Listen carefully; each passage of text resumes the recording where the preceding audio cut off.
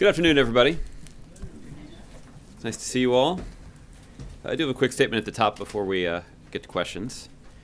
As I'm sure you are aware, today Democratic members of the Senate Judiciary Committee are doing their jobs and fulfilling their constitutional responsibilities by reviewing Chief Judge Garland's questionnaire and holding a public meeting to learn more about this highly qualified nominee. One of the individuals they have invited to the Senate today to speak in support of Chief Judge Garland's character and credentials is a man named Timothy Lewis. Mr. Lewis is a retired former judge of the U.S. Court of Appeals for the Third Circuit. In his written remarks, Judge Lewis noted, for anyone who questions, as most Americans do, the Senate's treatment of Judge Garland's nomination to the United States Supreme Court, I am living proof that it doesn't have to be this way. As Judge Lewis notes, he was nominated in the fall of 1992, weeks before a presidential election. He was nominated by a Republican president to serve on the Court of Appeals. He had a hearing before a Democratic-controlled Senate Judiciary Committee and was unanimously confirmed by a Democratic-controlled Senate on October 8th, just 3 weeks before the election. That's one way in which his testimony today is interesting. There's a second. Later in his career, Judge Lewis returned to Congress to testify on behalf of his Third Circuit colleague, Sam Alito.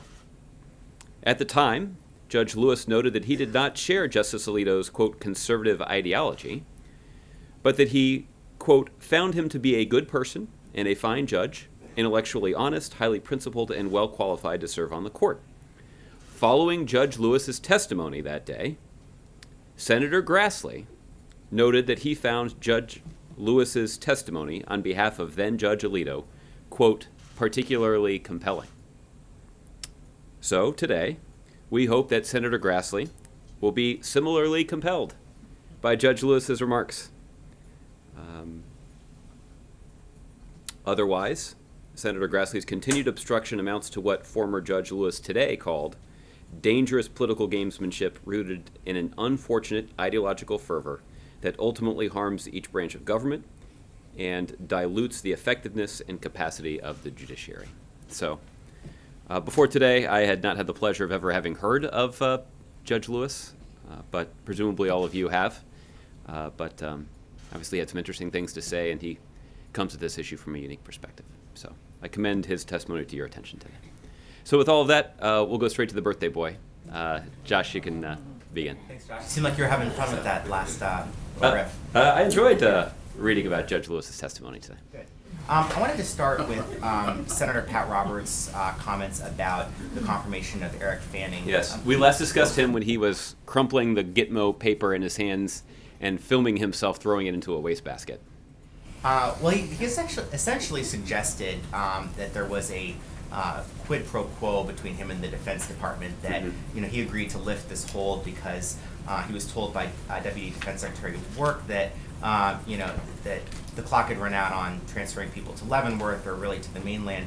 I know that the Deputy Defense Secretary has put out his own statement responding to this, but one thing he doesn't address in that statement is the specific language that Senator Roberts brought up about the clock has run out on being able to do this, in the time that's left in this administration. So I'm wondering, if you can, is the White House disputing Senator Roberts' account of what he was told by the Defense Department about that? Yeah, I'm not going to get into any, I don't have any insight to share about private conversations between Senator Roberts and the Department of Justice. The good news is the Department of Defense. The good news is that the Department of Defense has explained exactly what was communicated to Senator Roberts. They were involved in those discussions, and they can make clear exactly what was communicated to him. The thing that I can just confirm for you is that nothing about the administration position with regard to the need to close the prison at Guantanamo Bay has changed. We continue to believe that the most effective way to close the prison is to transfer all those individuals that can be safely transferred. We continue to work with our partners all around the world to do that in a way that is consistent with our national security. But we also believe that it is possible to transfer the remaining detainees at the prison at Guantanamo Bay to the United States to secure facilities where those detainees can be held without posing a threat to our national security. After all, and Senator Roberts knows this quite well, that there are dangerous, convicted, hardened terrorists serving time on American soil in American prisons right now. That does not pose a threat to our national security. In fact, detaining them, having brought them to justice through our Article 3 courts, actually makes our country safer. So our argument on this is quite clear. This is an argument that has strong bipartisan support among national security experts. President Bush agreed with this position. Both Colin Powell, General David Petraeus have also articulated their strong support for the priority that should be placed on closing the prison at Guantanamo Bay explicitly for national security reasons. I think the elephant in the room here is that even if Congress were to see the light, in your view, and embrace what you've described as the most effective, direct way to close the prison by lifting these restrictions, that would be effective at the start of the new fiscal year. So you basically have October, November, December, and part of January to select a location, prepare a location, transfer dozens of detainees from Gitmo to the United States, and then close the prison. So are you able to acknowledge at this point that even if President Obama is able to order the closure of Guantanamo Bay, he won't be able to actually, because of these logistical constraints, close it by the time he leaves office? I haven't been presented with that conclusion. So we continue to believe that it is possible, and in fact should be a priority, of the United States government to succeed in closing that prison. And President Obama vowed to do it as soon as possible. He did that on his, I believe it was his second or third full day in office. And the president continues to strongly believe that that should be a priority, and that would be possible if our efforts to achieve this goal were not being thwarted by obstructionists in the United States Congress. And I wanted to ask you about this dispute within the Democratic Party primary, and some of the comments from Senator Sanders just in the last day, saying in light of what happened in Nevada, the Democratic Party basically has a choice. It can open its doors, bring people in, or it can choose to be its status quo structure, remain dependent on big money contributions, and be a party with limited energy. And I'm wondering if you feel that after 7.5 years of the Democratic Party being under the leadership of President Obama, that that's an accurate description of the way the party stands. Mm-hmm. Well, let me make a couple of observations. The first is that I do feel confident, though I did not specifically do this myself, that if you were to Google news coverage from May 18th, 2008, the tenor of the coverage would be quite similar to the tenor of the coverage today. There would be all kinds of hand-wringing among party activists about whether or not the party would come together after a divisive primary between Senator Obama and Senator Clinton. There would be pundits with decades of electoral experience posing difficult questions about whether or not it is even possible, given the passion of Clinton supporters, for even somebody with all the skills of Senator Obama to unite the Democratic Party. There would be Republicans salivating at the prospect of a divided Democratic Party limping into a general election, giving an advantage to the Republican nominee. I guess the point is that we've seen a lot of this before. And that's not to diminish anybody's candidacy. It's not to diminish the passion and commitment of supporters for either candidate. But it is an indication that the Democratic Party in a general election will be focused on a different question.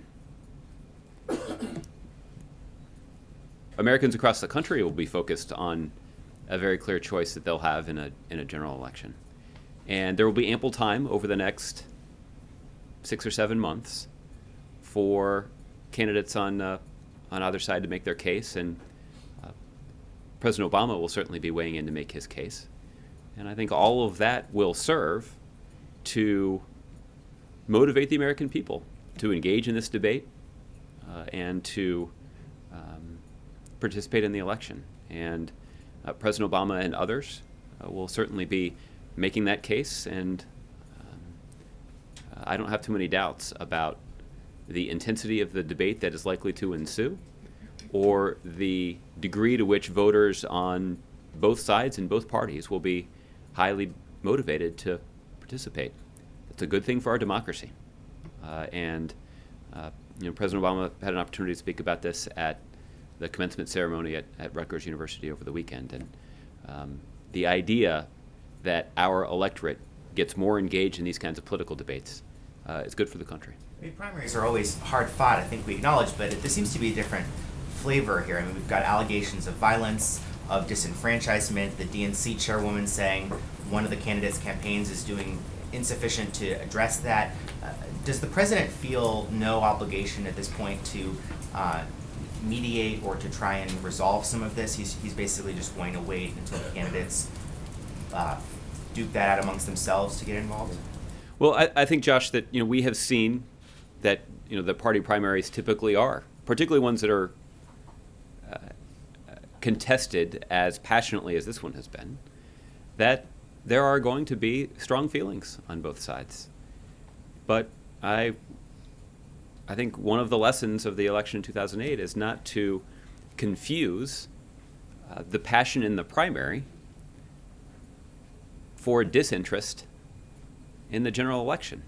I think, if anything, the reason that people are so passionate about the current primary process is they understand the stakes in the general election. So that certainly was true in 2008. We'll see if it's true in 2016. But I'm confident the president's engagement in the general election will be useful in sharpening up that case. And he certainly looks forward to the opportunity to do it. But I also think that President Obama benefits from his own personal involvement in the last hotly contested Democratic presidential primary. That, yes, the issues are a little different and the debates are always a little bit different, but no less intense. They certainly were intense, particularly in this period in May of 2008. So there's probably an interesting story to be written there about sort of where things were at this stage 8 years ago. Thanks, Josh. So thank you. Jeff? Josh, Donald Trump said yesterday in an interview with Reuters that he would be willing to talk to North Korea's leader, and that if he were successful in winning the White House, that he would renegotiate the Paris climate deal. What's your reaction to the first? And on the second, should U.S. allies be concerned that the Paris deal is not as strong or as bulletproof as the president will have said or did say when he helped to agree? Mm-hmm. Well, on the question related to North Korea, the president's has had a number of opportunities recently to make clear exactly what our position is there. The United States has worked effectively with the international community, including countries like Russia and China, to isolate North Korea because of their failure to abide by their international obligations when it comes to their nuclear program. And we've succeeded in ramping up that pressure and ramping up that isolation. It has not yet had the desired effect on the North Korean regime, but there's ample evidence to indicate that they are feeling that pressure. And what we have said is that that pressure can be relieved, and the international community is prepared to engage with North Korea as soon as they make clear their commitment to denuclearizing the Korean Peninsula and ending the kind of provocative rhetoric and acts that are so destabilizing to the broader region. So we've been pretty clear about what the path out of this isolation is for the North Korean government. Thus far, they have declined to pursue it. But that's the strategy that we have laid out, and it is a strategy that is consistent with the joint pursuit of our interests in that region of the world, where the United States stands by our allies in South Korea and stands by our allies in Japan and coordinates with China and Russia in pursuit of this goal. As it relates to the Paris Climate Agreement, I would just note that it's more than 190 countries who signed on to this agreement, and each of them made specific commitments with regard to how they would reduce carbon pollution in their countries. This is an agreement that took years to negotiate. It is an agreement that was only possible because of the leadership of the United States. This is something that Prime Minister Cameron mentioned at the news conference that he did with President Obama in London a couple of weeks ago. This agreement was catalyzed when President Obama announced alongside President Xi in China that both China and the United States were prepared to make commitments to cut carbon pollution. The Republican talking point for years had been that it was folly for the United States to pursue an international climate agreement and to cut carbon pollution in the United States, knowing that China was going to only pollute more. The truth is, because of principled, effective diplomacy and the leadership of President Obama, we did reach an agreement where China agreed to cap their emissions and begin to bring them down. What's significant about that is not just the positive impact we anticipate that that will have on the climate and the positive impact it had on diplomacy in terms of bringing other countries to the table. It's also going to have a positive impact on the U.S. economy. We already know that Westinghouse, a fine American business, has committed to building 4 nuclear plants in China. I think it's a pretty good indication of a pretty clear example of how the world's commitment to a low-carbon future has a positive economic impact in the United States.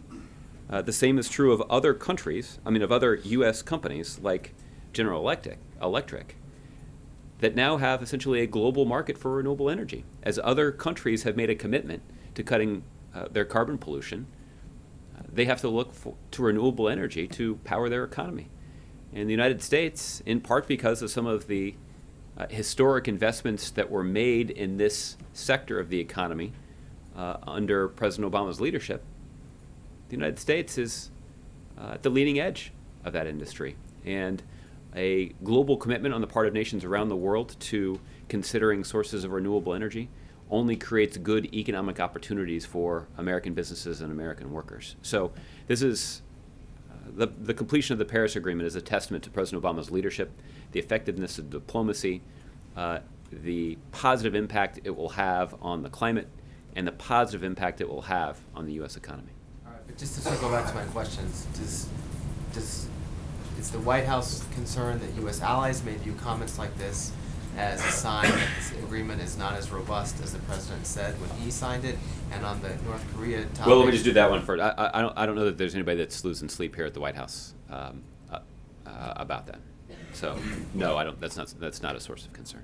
And on North Korea, the president, when he was a candidate in 2008, also suggested that he would talk to U.S. enemies.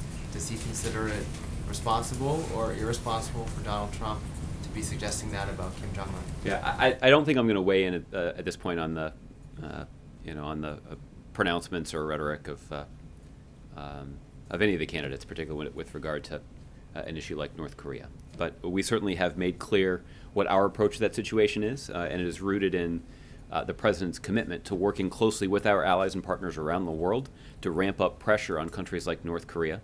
I should also note that President Obama, over the last several years, has also deployed additional military assets to the Asia-Pacific region, some of them oriented specifically to counter North Korea's missile program. And because of those investments and because of those strategic decisions that the president made in close consultation with our military leaders, believes that we've got sufficient protections in place. But that certainly has not dampened our desire to work effectively with the international community to ramp up pressure on the North Koreans to get them to change course. Okay. Briefly on one other topic, the Vice President was unveiling the overtime, details of the overtime rules that we've been expecting for some time. Is the White House confident that these will stand up to legal challenges from Republicans in the business community? And are you confident that they will stay in place if a Republican, Donald Trump in this case, wins the White House in November? Well, I think the short answer to your question is yes. I will elaborate on it briefly. As it relates to sort of the legal questions, this is actually not the creation of a new rule. This is a rule that has been on the books governing overtime pay for decades now. So this is merely an update of an already existing rule that will ensure that the hardest working Americans are paid fairly for their overtime. So the principle is quite simple. The impact is quite significant. We would anticipate that this executive action that would extend overtime protections to more than 4 million American workers. Again, by definition, these are 4 million of the hardest working Americans. These are individuals who are already working overtime. And the president believes that they should be paid fairly for their work. And the economic impact is also significant. The economic impact, according to our estimates, is that Americans' wages would increase by $12 billion over the next 10 years as a result of this rule. So this is an impactful way for us to ensure that American workers are paid fairly and to do something that many people have identified as an important goal, which is to put upward pressure on wages. We've seen strong economic growth in this country. We've seen strong trends related to job creation, but we haven't seen as much progress made on increasing wages in this country. And this is a tangible example of how we can do that. And by the way, by definition, this is increasing wages for people who make $47,000 a year or less.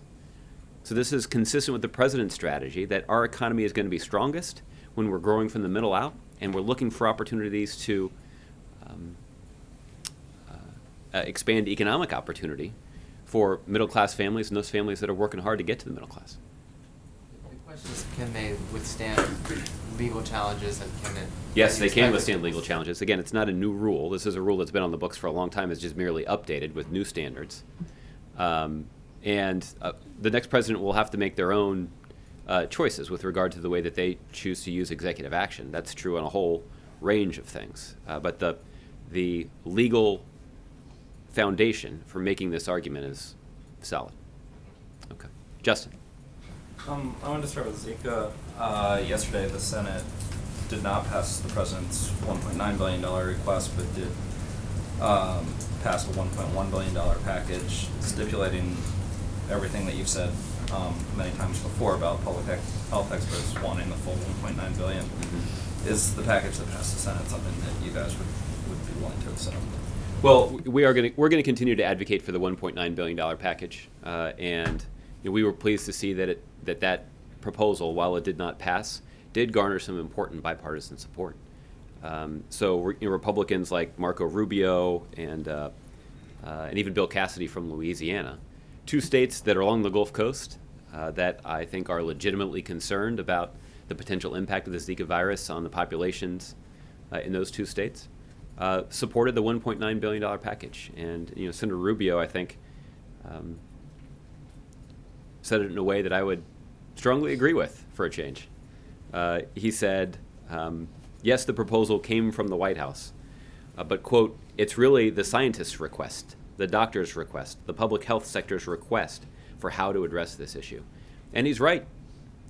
This is the president put forward this proposal, but he did so based on the specific advice that he has received from our public health professionals. And we're going to continue to urge Congress to consider fully funding the requests that our public health professionals have made. Look, I'm no expert in math, but obviously the Senate proposal that was passed yesterday is larger than the House Republican proposal that's under consideration. So, obviously we've seen just in the last couple of weeks important progress in the right direction. For a while we saw Republicans on Capitol Hill basically rejecting the need for this kind of funding. But now we've seen bipartisan legislation move through the Senate that would fund our efforts for more than $1 billion. So obviously that's good progress, but it falls short of what our public health professionals believe is necessary, and we're going to continue to advocate for what our public health professionals believe is necessary.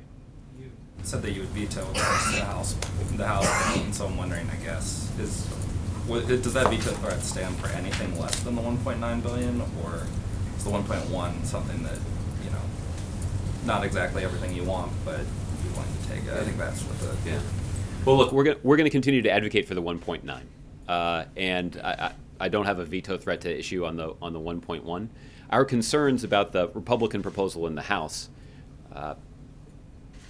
are many. It's not just that they are about 1.3 billion short of what our experts say is necessary. It also demands that emergency funding be paid for by gutting investments in protecting the American people from the Ebola virus. So the approach that Republicans have advocated for in the House is wrong, it's unwise, and it is inconsistent with prioritizing the public health and well-being of the American people. On Libya, I'm wondering if you have a timeline to share for the U.S. and its allies to secure the UN Security Council resolution that they want, that would enable us to ship arms to the unity government there. And also, I know that you talked a little bit about how it would be designed to keep arms out of the hands of people that we don't want to have them in the region. But I'm wondering if you could just maybe talk more broadly about if there's any risk that an infusion of arms is going to heighten tension or kind of fuel additional conflict just by their mere presence there. Yeah, I'm not aware of a timeline that has been set out for the passage of the resolution. You can check with my colleagues in Ambassador Power's office. They would have a better sense of the mechanics of all of this. But the broader question is, what can the international community do to support the government of national accord in Libya in their efforts to secure the country and combat the ISIL presence that we know is there? And how can we do all of that in a way that prevents the arms from falling into the wrong hands? Libya is a dangerous place, and there are a variety of factions that aren't shy about resorting to violence to try to get their way inside of Libya.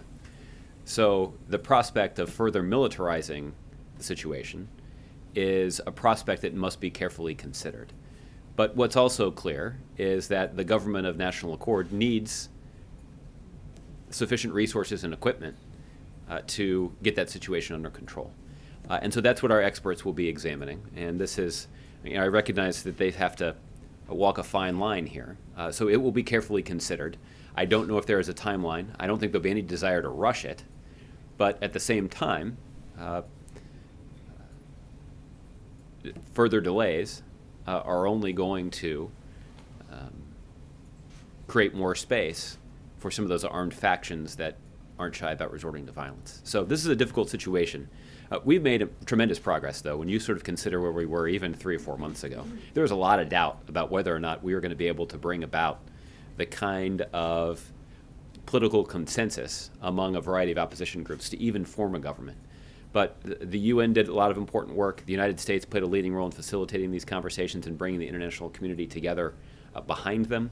And we do now have a government of national accord. And that government of national accord now is in Tripoli. So we've made a lot of important progress that, frankly, a couple of months ago, I don't think I even would have believed was possible. And so we need to look for ways to keep that momentum going. And one way to do that is to consider international support for their security efforts there. One last one. House Republicans are saying today that classified administration reports provided to Congress over the last 3 years show that the administration knowingly approved the transfer of Gitmo detainees to countries that were incapable of preventing them from returning to terrorism, and argued that administration officials have given misleading testimony about that. So I was wondering how you respond to sort of the request from Republicans to correct the record on this issue. Yeah. Well, look, I think the record is quite clear about what President Obama has worked to do. When he took office in 2009, he instituted a new procedure for considering specific cases of individual Gitmo detainees. And that process included a review of individual case files to determine the best way to dispose of those cases. And what the idea has been is that by carefully reviewing the individual cases, we can design the most effective way to prevent them from posing a threat to the United States or our allies. And this has been a rigorous process, and it's been meticulous. And you'll recall that early in 2009 and 2010, it took a while to stand this process up and to move through all of the applications. But that process has paid significant dividends for our national security because it has allowed us to succeed in transferring 144 individuals since January of 2009. And what we know is that less than 5% of them, of those individuals, have been confirmed as re-engaging in the fight. 95% of them aren't. And that's an indication of the ability that the United States has to close the prison at Guantanamo Bay in a way that mitigates the risk that is posed to the American people. So this is a process that is rigorous, that sometimes is not just exhaustive, but exhausting. But it has demonstrated a track record of success. And the president believes that we would be even more successful if Congress weren't time and time again trying to throw sand in the gears of the process in a way that has only slowed down our efforts and made our efforts more difficult. And that's unfortunate. But our track record here is solid, and it is one that the president is proud of. It's one that has bipartisan support in terms of pursuing a goal that Democrats and Republicans share, and that is the need to close the prison at Guantanamo Bay. This is often shaped up as a fight between Democrats and Republicans, or Republicans on Capitol Hill and the Democratic administration. The truth is the Republican administration supported closing the prison at Guantanamo Bay. So I did have a chance to take a look at the statement from the Speaker's office today, and there was a suggestion somehow that the Obama administration was prioritizing politics in this situation. Well, that's pretty rich. I don't think that General David Petraeus is prioritizing politics when he says we should close the prison at Guantanamo Bay. I don't think that General Colin Powell is prioritizing politics when he suggests that we should close the prison at Guantanamo Bay. I don't think that Senator McCain is playing politics when he suggests that we should close the prison at Guantanamo Bay. I don't think that Senator Graham of South Carolina is playing politics when he suggests that we close the prison at Guantanamo Bay. I don't think that Senator Collins is playing politics when she says that it would be a good idea to close the prison at Guantanamo Bay. You know who is playing politics with this? The RNC, who says that they actually want to run ads against Democrats all across the country for wanting to close the prison at Guantanamo Bay. So we know what's going on here. And you have congressional Republicans that are cynically playing politics and playing on the fears of the American people in order to score some cheap political points. The truth is, the American people would be safer if we succeeded in closing the prison. And that's not just my assessment. That's the assessment of the United States Department of Defense. That's the assessment of the United States Intelligence community. And that's the assessment of Democratic and Republican national security experts that for years have disagreed with the approach of this Congress to prevent the closure of the prison. Okay. Jordan. Thanks, Josh. What's the White House's reaction to Oversight Committee Chairman Jason Chaffetz filing a censure resolution against the IRS Commissioner today? Well, I don't know that I saw that specific news. Obviously, our views of the work of the IRS Commissioner are quite different than the views of congressional Republicans. The fact is that John Koskinen has assumed a very difficult task. And that task has been made only more difficult by the false accusations of Republicans and by the continued insistence of Republicans to cut the budget for the IRS. So we know that over the last 5 years or so, yes, over the last 5 years, Congress has cut the IRS budget by $1 billion. And as a result, we've seen wait times for customer service increase. It's had a not positive impact on enforcement.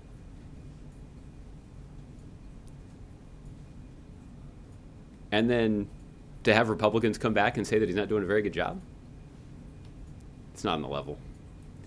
And, you know, if they spent half as much time trying to make sure that the IRS got the money that they needed to do their job as they do undermining the commissioner of the IRS, the American people would be better served. And a follow-up on the president's lunch yesterday with Jack Ma. Can you give us any more details on what the two men talked about over lunch? I don't have a readout of the lunch. As I mentioned yesterday, the president appeared at a forum in Malaysia with Mr. Ma around the APEC summit, and you know, after the forum, the president had the opportunity to talk to Mr. Ma and invited him to come to lunch at the White House next time he was in the area. So this is just a follow-up on that public discussion that they had. Obviously, they've got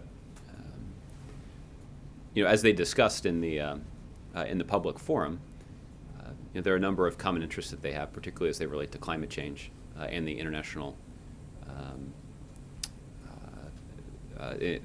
economy. So this is something that is of interest to President Obama, and it was that's why he was interested in having lunch with him.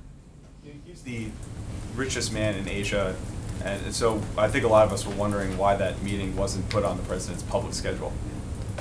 Because it's a private lunch. It's not uncommon for the president to have a private lunch with people that you might find notable. But obviously those are disclosed on the waves lists that are released regularly. That is a transparency step that no previous president has agreed to, and in fact the previous administration went to the Supreme Court to try to prevent the release of those lists. So I think our approach to transparency here is well documented. Okay. All right. Julie. Thanks, Josh. I wanted to just ask you about the raids that we're hearing are going to be coming in the next few weeks and months on the Central American migrants who have crossed the southern border. Quite a few immigration advocates, as well as some Democratic members of Congress, have expressed pretty deep concerns that some of the people affected here are women and children, many of them who are not afforded due process in these immigration proceedings when they cross the border, that are being sent back to very dangerous conditions.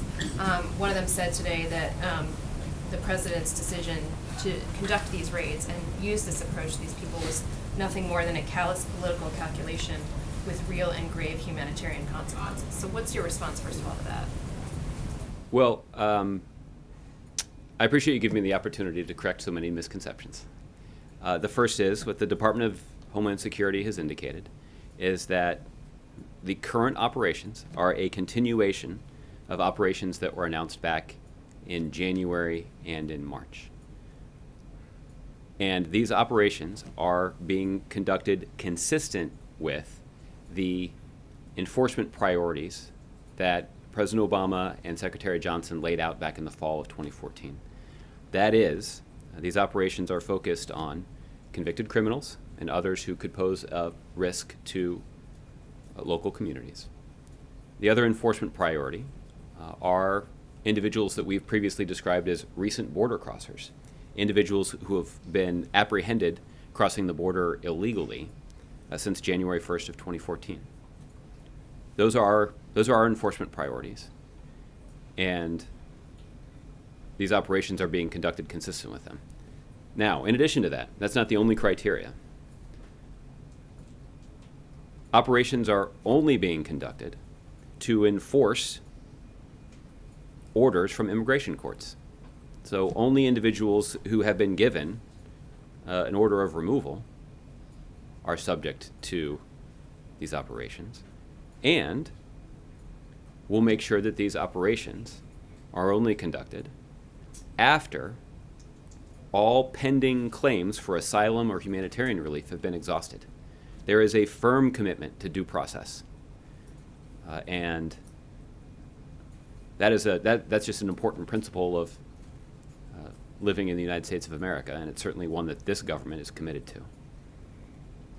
The last thing the other piece of information that I feel is important to share with you is that there is existing guidance that the DHS officers follow that avoids carrying out these operations in sensitive locations like schools or hospitals or places of worship. What's also true, though, is this is a nation of laws, and we have to enforce the laws. We can do all of that consistent with due process. But I would also readily acknowledge that this whole process would be far more effective if Congress had followed through on comprehensive immigration reform legislation. There's no argument there. And that's why we continue to make that case, that that's something that Congress should do. And it's why it is congressional Republicans who are ultimately responsible, because they were the ones who prevented House consideration of bipartisan legislation that had already passed the Senate, that we know would have passed the House if a vote had been held. But it wasn't. So the administration is committed to enforcing the law. The side benefit here is also, this should send a pretty clear signal to everyone, particularly individuals who are considering having their children smuggled into the country, that that's a really bad idea. It is a dangerous journey. There's all kinds of evidence to indicate that these human traffickers have bad intentions and subject people who have paid them to horrible dangers, that those who are trafficked end up often being victimized themselves. So this should send a very clear signal to everybody who might be contemplating this, that the pitch being peddled by human traffickers, that they can get their child into the United States and their child will be allowed to stay, is false. That is not an available option. And given the dangers of even making that journey, it is not something that parents should even consider for their kids. And that is a principle that is rooted in a desire to try to protect people in other countries who are in a pretty desperate situation. And there are a host of other investments that our country is committed to making in places like Honduras and El Salvador to try to address the root causes of this migration that we've seen over the last couple of years. Does the president regard these people primarily as economic migrants or as refugees? Because if the president regards them as refugees, the deterrence message that you just recited that is clearly the intent of some of these enforcement actions doesn't seem to apply. Well, the intent is to enforce the law. That is the primary intent. But again, for those who may be considering entrusting themselves or the care of their children to human traffickers, this should be a very clear signal that the sales pitch from the human traffickers is a false one, and it gives false hope to people who are in a desperate situation. What the administration has sought to do is to address some of the root causes of migration. There's been a $700 million investment that was appropriated by Congress a year or two ago that is being used to invest in the security situation in those countries. It's also being used to invest in economic development efforts in those countries to try to address some of those root causes. There's also been a discussion that has been initiated by the State Department, working with the UN to try to establish a process where people with legitimate refugee claims can make them not in the United States or at the U.S. border, but rather in their home countries. That is another way that we can give people access to the refugee protection without having to embark on a dangerous journey. So we're thinking about this creatively in a lot of ways, but there's a principle that's at play here about enforcing the law, and it's one that the administration takes quite seriously. Doesn't this undermine the president's call for European countries to take in the flood of Syrian refugees that they're facing at their borders? I mean, you're talking about refugees staying in their countries and going through the proceeding there instead of coming here. And we've heard the president speak pretty strongly about how it's the obligation of countries who are facing inflows like this to accept people who need to resettle. So how is that consistent? Well, listen, I think it's difficult to compare these situations, but I think the situation that I've just described in terms of trying to give people with legitimate refugee claims a method of applying for that status without having to embark on a dangerous journey. So I think we've tried to address these root causes in Central America in a way that's just not possible in a place like Syria. So I think that's why it's so difficult to compare these two situations. I think what is true in both instances is that we do have to consider that the people that we're talking about are human beings, and they should be afforded that kind of common decency and afforded due process rights. And that's something that the Department of Homeland Security has indicated they're committed to, and that is an important part of this equation, that individuals who are targeted in these operations are only subject to them once they have been ordered removed from the country by an immigration court. And they are only subject to these operations once they have exhausted all of their humanitarian claims. So there is a commitment to due process, but there's also a commitment to enforcing the law. Okay. All right. Ron. On the Zika standoff, the administration still says it's a $1.9 billion request. That was from like January 25th or so that you put out the document that you often show us. Yeah, it was technically February 22nd. Oh, sorry. The question is, now that the Senate has taken some action, is there some place where the administration is willing to compromise on that position you've held to for so long, given the public health urgency of this matter, as you clearly outlined it? Yeah.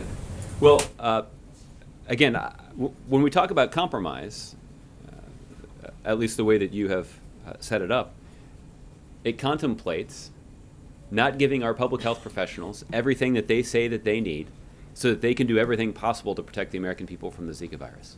So that it shouldn't have to come to that, I guess is my point. If our goal here is to protect the public health and well-being of the American people, if that is our top priority, then why wouldn't we just do what our public health professionals suggest and pass the kind of proposal that they have said encapsulates the need? Because the reality is that the country is mired in political gridlock and things don't get done, and here's an example where apparently the public health is at risk because there's little compromise on both sides. So yes, the same question for the other side, but is this? I just reject that, Ron. This is not about the administration not being willing to compromise. This is the specific request that was put forward by our public health experts. They've been very clear about what is necessary, and the only thing that Republicans in the House have come forward with is funding at like a third of the level that our public health experts recommend, but taking every single penny of that money away from efforts to protect the American people from Ebola. So that doesn't make sense at all. That is a dumb approach, and I don't really understand why one would even consider an approach like that. A compromise that protects the interest of public health, tries to by gutting our funding to protect the American people from the Ebola virus. Gutting is not the word I used. I'm just saying. It's the word that our public health professionals would use. I just went through this yesterday. There are 100 staff at the CDC. 100 CDC staffers, government employees, that right now, as we speak, are in West Africa processing 10,000 samples a month to try to fight the Ebola virus. And Republicans are saying we should just gut funding for that. First, I don't think there's any reason. I don't think there'd be any justification for gutting funding for that. Just as somebody who stood up here in the fall of 2014 and explained what our government was doing to try to protect people from a deadly virus. But to say that we're going to gut funding for that because that's the only way that we can pay to protect the American people from another dangerous virus that could potentially infect pregnant women and their babies, that doesn't make sense. So this doesn't have anything to do. There are lots of things where Democrats and Republicans need to just try to sit down and compromise, and maybe they relate to things like taxes or the appropriate size of government, or maybe even our approach to dealing with education reform or job training or something. That is something that should be subject to the political process, where there is debate, where there's advocacy, where there's bargaining, and then ultimately common ground where we can advance something that represents a compromise. When it comes to the public health and safety of the American people, there should be no compromising. On the issue of the TSA lines that we talked about yesterday, there have been a number of senators, Democrats, who've asked for the airlines to suspend or change, I won't use the word compromise again, to suspend their baggage fees to move the process along. Is that something that the administration supports? Well, look, I think the individual business decisions of the airlines is up to them. I frankly, the airlines and industry experts could speak to what impact that would have on lines at the airports. There are a number of steps that TSA has taken to try to address this serious problem, and it does relate directly to the need to ensure that we are protecting our aviation system, but also trying to minimize inconvenience for travelers. And that's something that the TSA takes quite seriously, and they're working through some creative solutions to try to reduce those lines without compromising safety. Does the president still have confidence in the administrator, Peter Neffinger? Absolutely, and we've seen like I said, some creative steps the TSA has taken. They have sought additional authority to use more resources to pay overtime so that TSA officers can work longer hours and spend more time processing passengers. Now, there's this other solution that they have floated, which is getting more airport personnel that don't have security functions to help expedite the process through security, so that those security screeners that typically remind people to take off their belts or to fill their the bin can actually be used to do screening, and it can be airport staffers that can help people navigate the security lines. So there are a number of things that we can do to expand our capacity and try to shorten those lines. But look, this is a tough problem, and the president absolutely has confidence that Mr. Neffinger can solve this problem. So given, obviously, the summer travel season's coming, given there's a problem, given there's staffing shortage, given there's this 10-point plan, can travelers reasonably expect that the situation's going to get better in the next couple months? Well, I think the If not, should someone be held accountable? Well, look, I think the TSA has indicated they expect that the situation will improve as some of the staffing increases that they have authorized start to have an impact on individual airports. The other thing the TSA is encouraging people to do is to apply for pre-check. If you're a frequent traveler, you can get a background check in advance so that the security screening that you have to go through is different. That presumably would make it possible for you to go through a shorter line, but that's also going to have the effect of shortening the line for everybody else. So we certainly want people to be aware of that, and we do anticipate, again, based on the solutions that TSA has been working to implement. I know that TSA has said that they expect that the situation should improve in the weeks and months ahead. One last housekeeping thing. Before the president's upcoming trip, is there going to be a more detailed briefing or background or about what exactly? Yes, we goals, will. Objective, timetable, so on and so Yes, forth? we will have some more details about the president's trip before he departs on Saturday. We're still working on putting together a plan for doing that, but we'll be in touch with you on that. But that's certainly something you can look for before the Some trip. of us are leaving before that. So, That's okay. Yeah. Okay. Well, we can coordinate later and see if we can sync up our schedules. Okay. Margaret. Josh, I want to go back to the conversation about Gitmo Okay. and Senator Roberts. Were you saying it's simply a false claim by him that the administration struck a deal to not transfer prisoners to his state? I'm saying I can't account for any for the substance of private conversations that Senator Roberts had with the Department of Defense, and I recognize that might be somewhat unsatisfying. The good news is that the Department of Defense official who had that conversation with Senator Roberts has put out a statement making very clear exactly what was communicated to Senator Roberts. So I'd refer you to that statement, and so he can walk you through it. Yeah, the Deputy Secretary of Defense, I have that statement, but he Good. basically says, all options are on the table, but we're running out of time to make a decision. So it's not really a conclusive statement there. I mean, what you're saying is that you don't stand by if there was a promise in private conversation, that's not the administration's position to promise and close off Kansas as a possible Well, site. I'm not gonna get into the private conversations that Senator Roberts had. I'm not privy to them. I wasn't on the phone. I haven't been briefed on those private conversations. What I can explain to you is the position that the administration has taken with regard to closing the prison in Guantanamo Bay. Our position hasn't changed, and it's the same position that is strongly supported by a large bipartisan group of national security experts, including people who have dedicated their lives to protecting this country, like General Powell and General Petraeus. Right, but no decisions have been made on where these prisoners would be transferred beyond the proposal as it was sent and approved by the White House to the Hill. That's correct. We can't make that decision as long as Congress is preventing the transfer of any Gitmo detainees anywhere to American soil. And that is a ridiculous policy because the truth of the matter is there are already hardened, convicted terrorists serving time in American prisons on American soil right now. People like Richard Reed, the infamous shoe bomber. You've got Faisal Shahzad, who put a car bomb in Times Square. You've got Umar Farouk Abdul Muttalib, who tried to blow up an airplane over Detroit.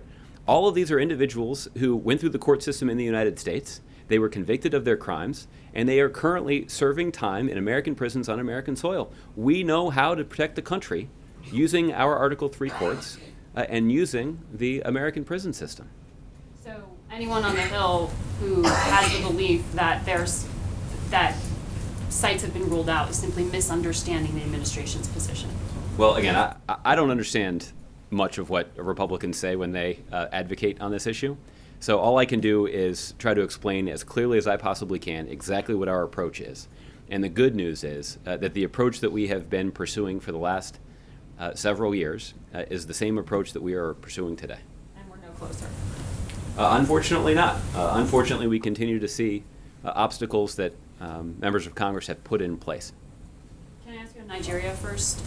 There were reports today the Nigerian military was claiming that they did find one of the so-called Chibok girls, one of the schoolgirls that was taken by Boko Haram. Hundreds of them disappeared.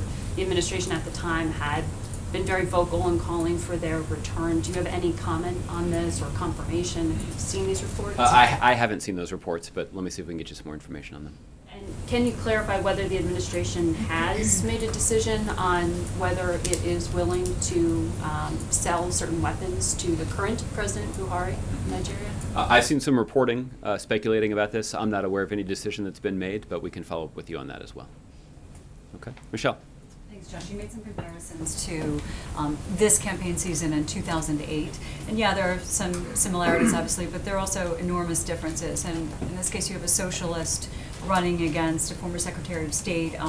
You have debate over what the party should stand for, what being a progressive even means. And we just heard Senator Feinstein say that she's worried that if Sanders stays in the race past June, you could see something like what happened in the 1968 convention. So that's kind of the comparison she's using. Mm-hmm. Do you think that's off the mark to be worried about a risk like that? Well, I can tell you that right now that's not something that we're concerned about. Again, this has been a vigorous primary contest, and that ultimately has had the effect of mobilizing millions of Americans across the country who've gotten engaged in democratic politics and gotten engaged in the process of choosing the Democratic nominee. That's good for America. That's good for our democracy. I also happen to think that's probably pretty good for the Democratic Party. And in 2008, that process and that engagement across the country ended up being a harbinger of Democratic success in the future, in the general election. Hopefully that'll be true this time, too. So she's worried about the party being harmed if he stays in much longer. And the president himself, not too long ago, at a private event, expressed concerns about party unity and it being about time for people to be behind one candidate. So do you not share her views that this could be detrimental to the Democratic Party much longer? Well, I think at this point, no, I don't share those concerns. Obviously there will be a need for Democrats to come together in the general election, and the president will be making that case. But right now, we're still probably not in the middle of, I guess we're probably nearing the end of a nationwide competitive Democratic primary process that has engaged the American people from coast to coast. That's a good thing.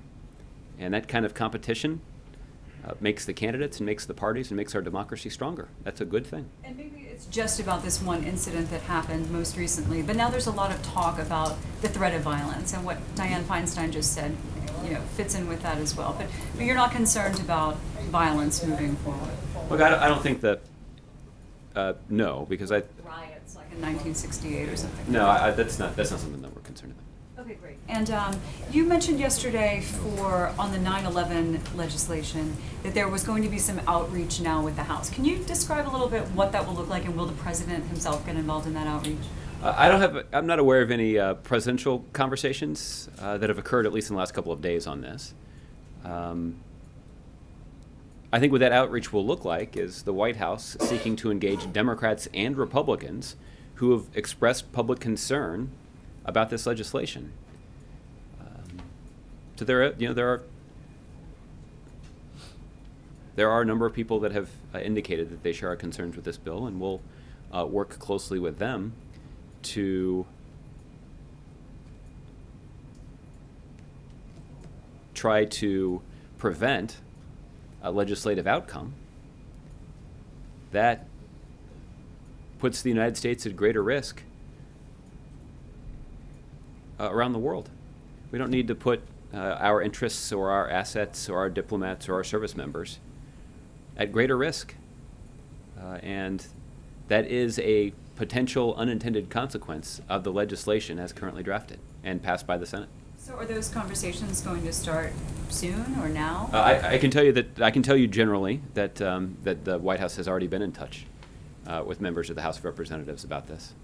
I don't know that those conversations have occurred at the presidential level at this point, but I wouldn't rule that out. Thanks, Josh. Okay. Karen, Hi, nice to Josh. see you. Thank you. Nice to see you. There's a report out from MapLight. It's an organization that tracks money in politics, and it found that 15 of the 39 named donors to the Obama Foundation have been invited to meetings here at the White House with the president. One of those meetings was in January of 2015, and there were two couples who had donated 6 figures, as well as the actress Julia Roberts was at that meeting. The report also found that 3/4 of the contributors to the foundation that have been disclosed have been invited to the White House, including every donor that's kicked in more than $100,000.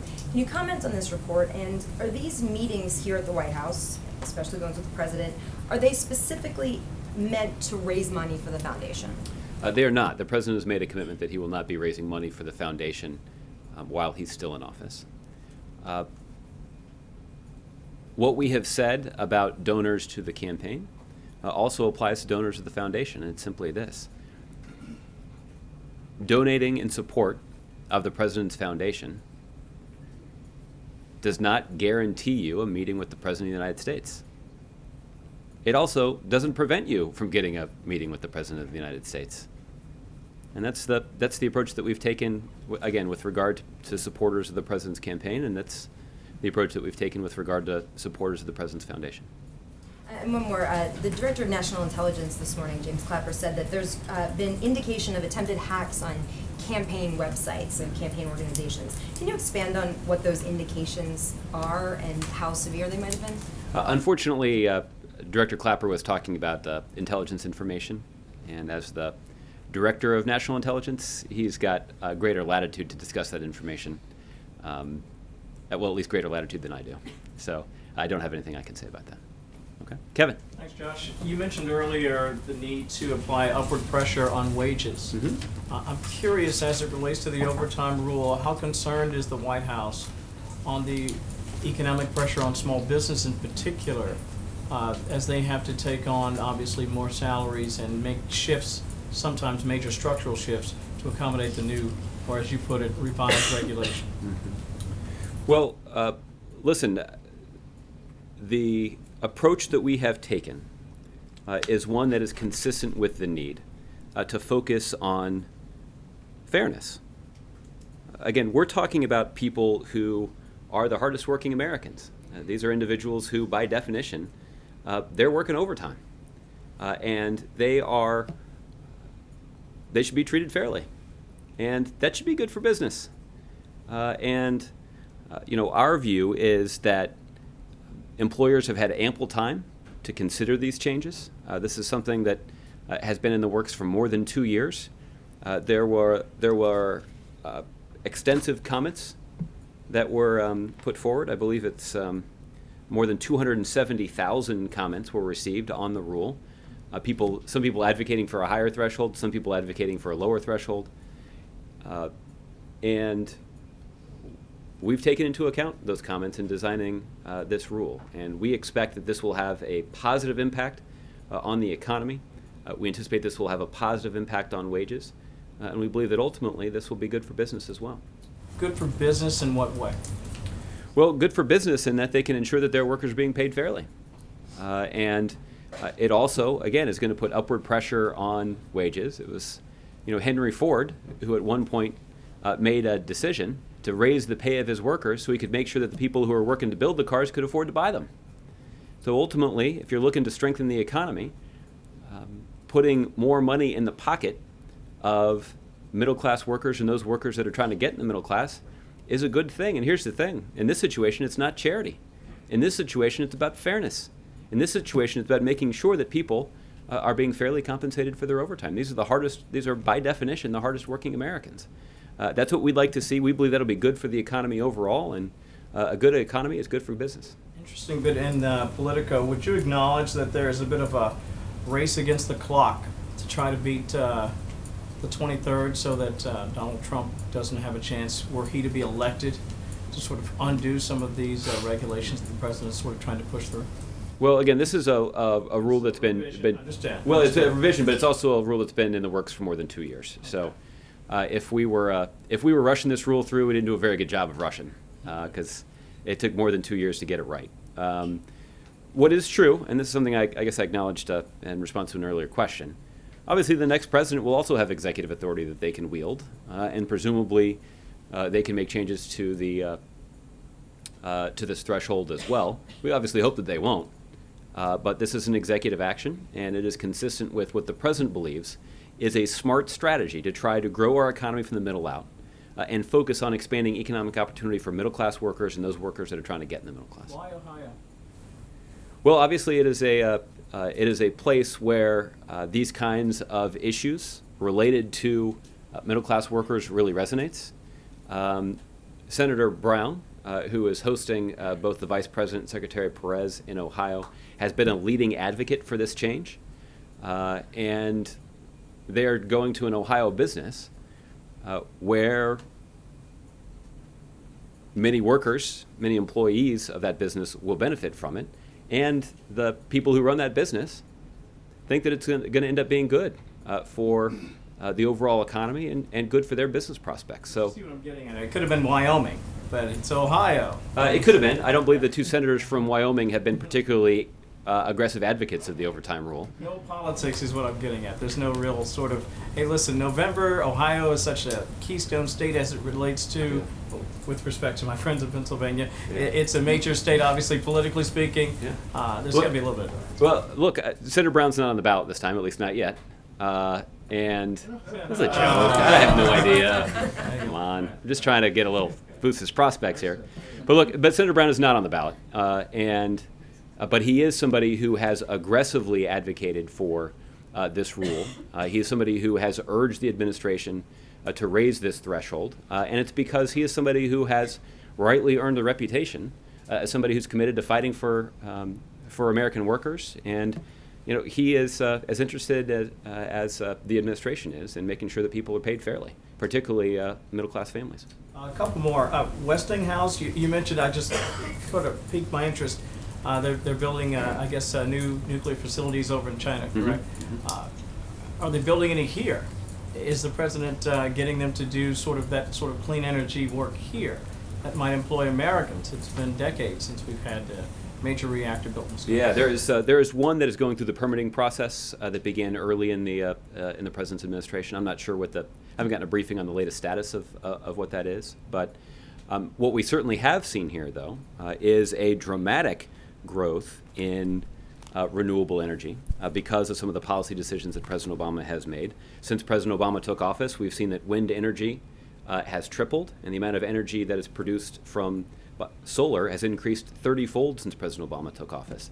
That is a result of investments that were made early on. The Recovery Act included the largest ever investment in renewable energy, and that's already starting to pay dividends, both in terms of reducing our carbon footprint, but also in terms of business opportunities that are good for our broader economic growth, but also good for job creation. And so you've got Westinghouse that's building nuclear plants in China because China's looking for ways that they can reduce their carbon footprint.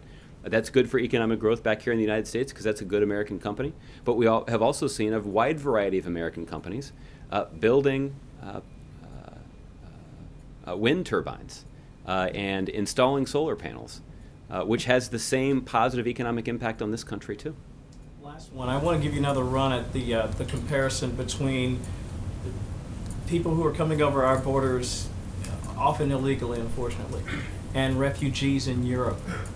They both, it would appear at least from the outside, are attempting to escape devastating circumstances. And I'm trying to understand or square the difference from a policy perspective from the White House's viewpoint, because they both would seem to be in desperate need of our help, whether they're in Europe and you're calling on other European countries to reach out and help them. I know that you talked about, I think you said 10,000 was originally a number in terms of refugees. And I just sort of look at that number and I say, good, that we should probably, from a policy perspective, if the president wants to make that argument, good, make that argument, but you can't make that argument, I think, urgently and at the same time say, yeah, but we don't want to help these people. Does that make sense? Well, I can understand why people might be confused. And here's the commitment that we've made with regard to refugees is actually, for this fiscal year, I believe is around 80,000. We can get you the precise number. It's just 10,000 Syrian refugees this fiscal year, but about 80,000 overall.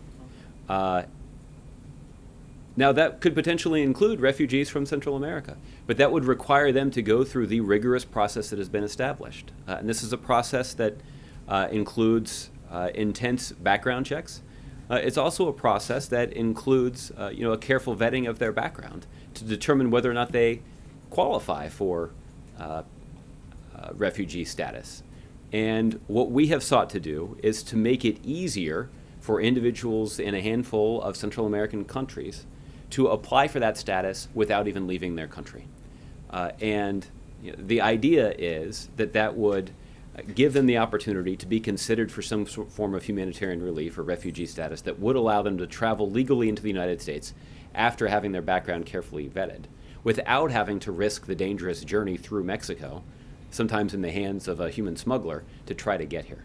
A process like that doesn't exist in Syria because nobody, or hardly anybody in the international community, is able to work with the central government there, and the central government has demonstrated that they have no ability to control the security situation in that country.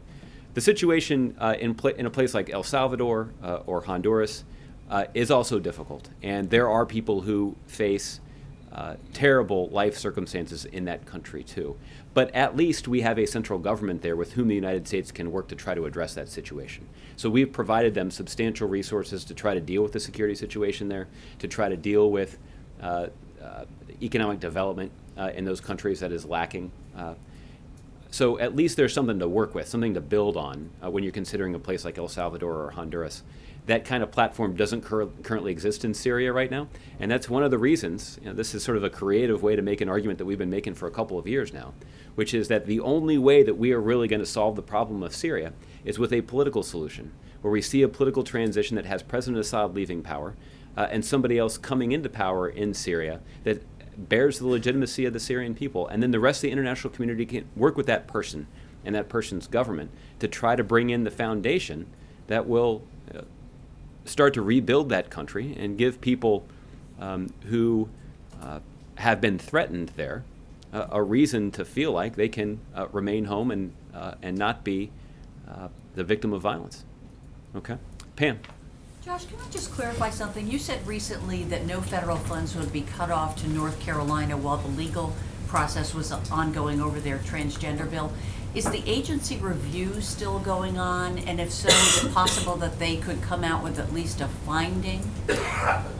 Well, I guess I can't speak to the work that's going on at individual agencies. Presumably there might be some consideration of the impact of HB2 on on the policies of the federal government. So that consideration may be ongoing. I think you probably have to check with each individual agency on this. But what I can tell you is that no action will be taken to block funding as long as the Department of Justice litigation is moving through the courts.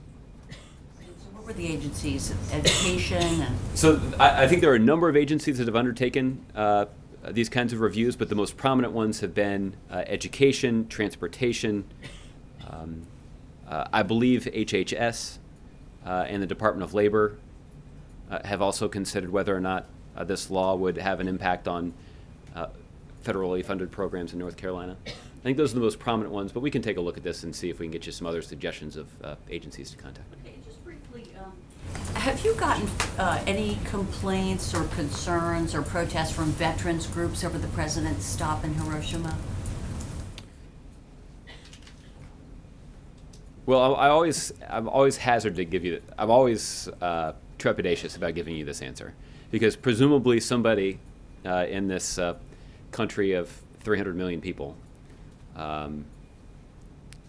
doesn't support this decision.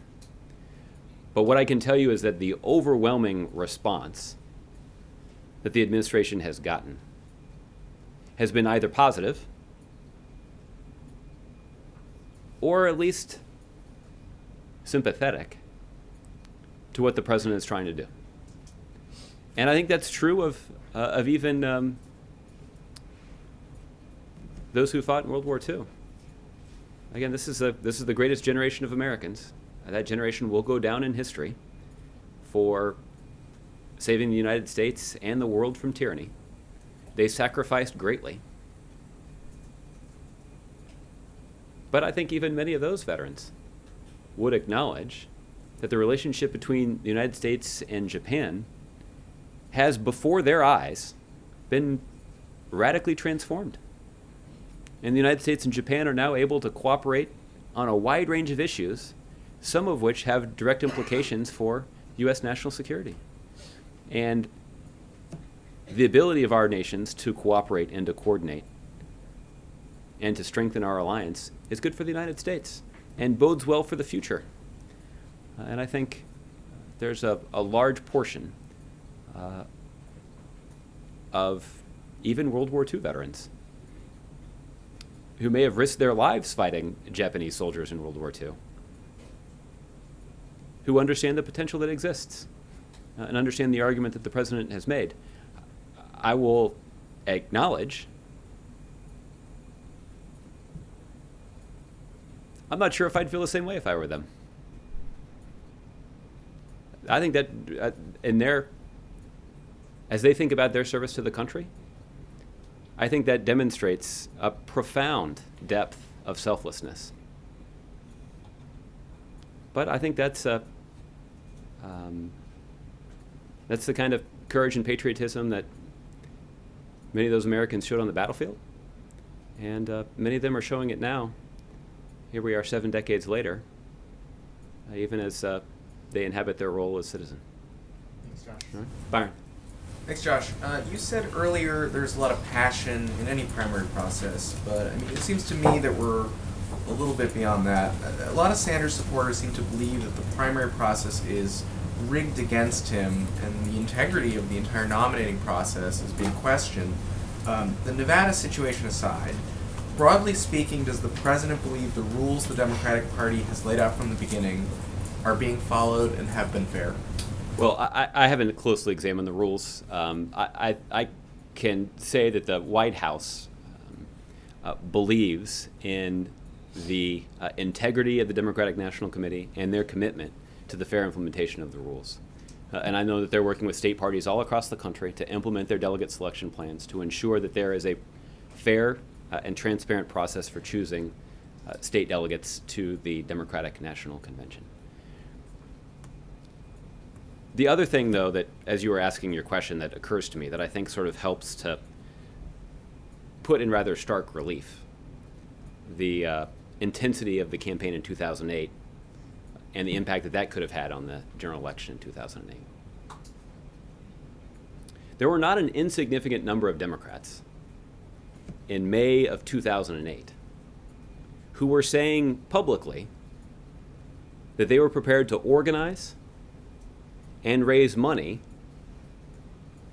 in support of the Republican presidential candidate. There was a lot of questions about whether or not there would be an aggressive Democrats for McCain movement that would tip the balance of the election. For all of the passion and ferocity and competitiveness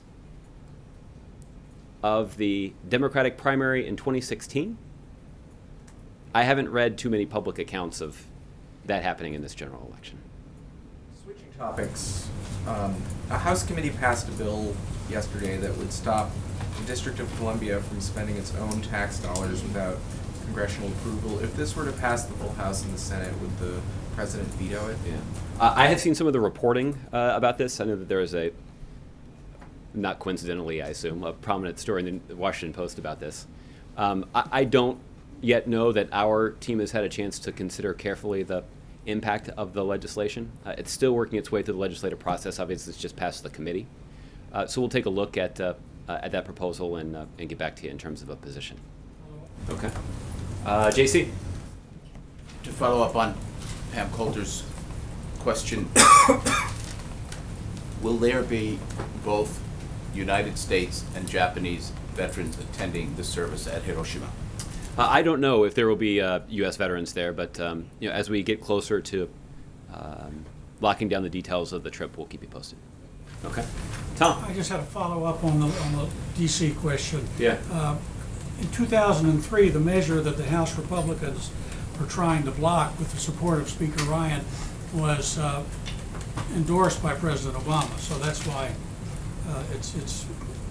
we're wondering why, if the White House would have a reaction. Yeah. Let me dig into this, and I'll make sure that we follow up with you on this as well. I'm just not familiar with the details of this particular bill, and there's still an opportunity, obviously, to have an impact on what it would do as it works its way through the legislative process. But let me see if I can get you a specific position on it. Okay. Dave, I'll give you the last one. Thanks, Josh. Since you came out to the podium about a half hour ago, AP is reporting that Donald Trump has released his list of 11 potential Supreme Court nominees that he plans to vet.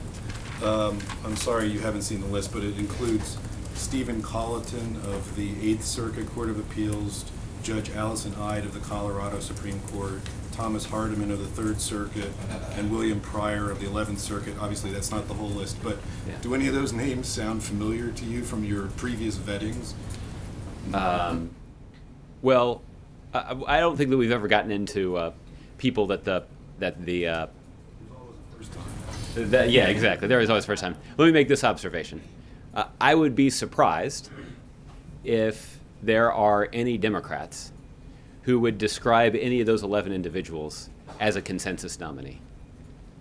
But the individual that President Obama has put forward is somebody that Republicans have described as a consensus nominee.